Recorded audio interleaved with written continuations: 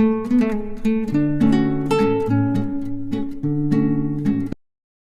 कहानी उस गांव की है जो पहाड़ों से घिरा हुआ था। उस गांव में एक पुराने हवेली की कहानी थी, जिसे लोगों के बीच भूतिया हवेली के नाम से जाना जाता था।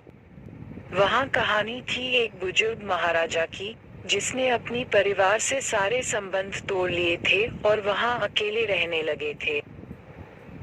एक दिन एक युवक नाम से अजय उस हवेली की तरफ अविचारी रुचि लेकर पहाड़ियों के बीच से वहां आया।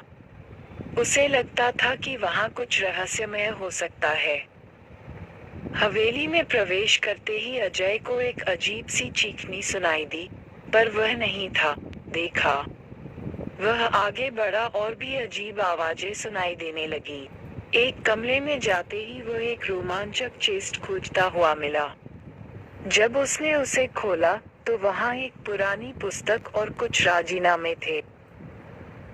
उस पुस्तक में लिखा था कि इस हवेली में छुपी हैं कई गहरी रहस्यमय बातें, जिन्हें सुलझाने का समय आ गया है। अजय को अपनी खोज में जुटने में बहुत मजबूती मिली।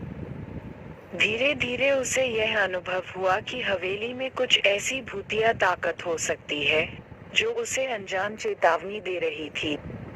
उसने समझा कि वह अपनी सुरक्षा का ख्याल रखने लगे और अपनी खोज में ज्यादा गहराई नहीं जाते।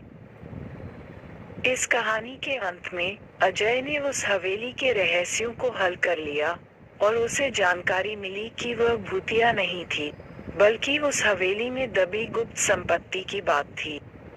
उसने यह सब समाप्त करते हुए उसे विशेषज्ञों को सौंप दिया, ताकि उस संपत्ति का सही उपयोग किया जा सके।